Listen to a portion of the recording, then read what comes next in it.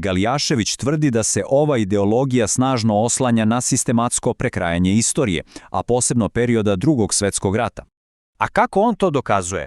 Galijašević ukazuje na promenu naziva ulica u Sarajevu. Tvrdi da su heroji antifašističkog pokreta poput Vojislava Kecmanovića Đede, prvog predsjednika ZAMNO BiH ili recimo književnika Skendera Kulenovića jednostavno uklonjeni iz javnog sećanja.